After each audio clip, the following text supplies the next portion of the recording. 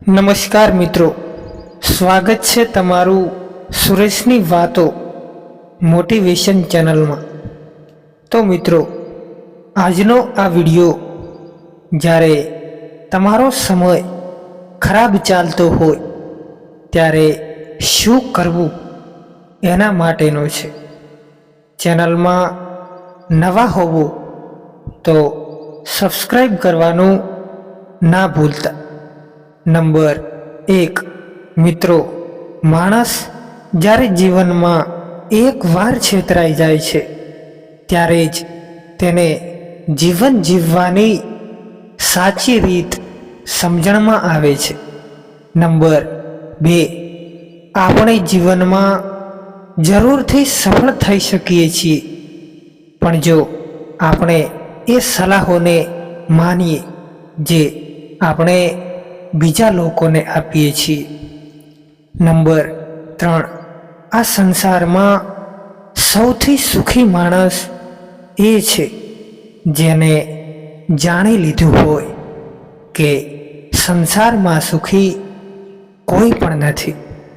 Number 4, કોઈ પણ આદત એટલી મોટી નથી હોતી કે જેને તમે છોડી નથી શકતા, બસ ખાલી એના માટે તમારી અંદર મજબૂત ફેસલા લેવાની જરૂર હોય છે। નંબર 5, બે લોકોમાં સંબંધો કોઈ ત્રીજાને લીધે નથી તૂટતા, એ તો વિશ્વાસ અને પ્રેમની કમીઓના કારણે તૂટે છે। નંબર 6, એ સવાલને છોડી દેવો જ સારો હોય છે જેનો જવાબ ના મળે। છોડી દેવા જ સારા એ સંબંધોને જ્યાં તમારી કદર ના હોય। છોડી દેવો જ સારો એ હાથને જે ખરાબ સમયમાં સાથ છોડી દે।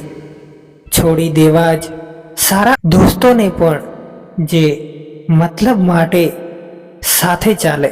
નંબર 7, ઘણો અજીબ છે આ સમય પણ જવાનીની લાલચ આપીને બાળપણ લઈ ગયો અને પૈસાની લાલચ આપીને જવાની લઈ ગયો।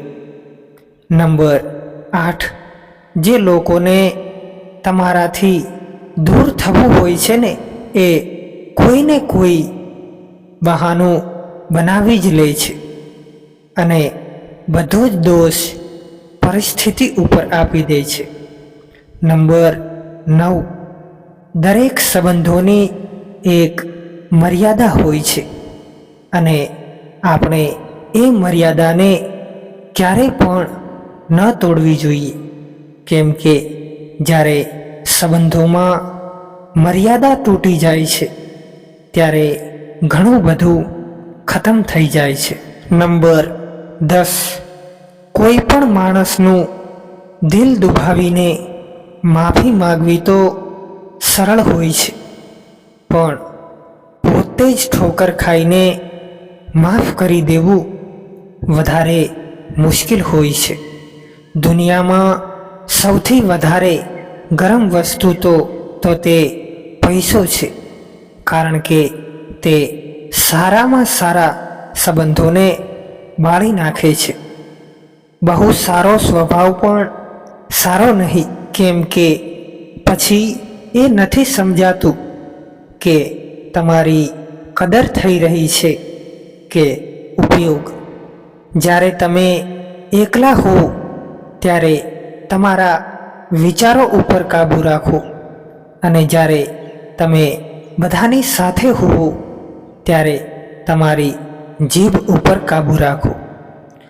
મૃત્યુ પછી આપેલા વખાણ અને દિલના દુઃખ પછી માગેલી માફી, આ બંનેનું કોઈ મહત્વ નથી। કિંમતી તો ઘણું બધું હોય છે જીવનમાં, પણ દરેક વસ્તુની કિંમત ફક્ત સમય જ સમજાવી શકે છે।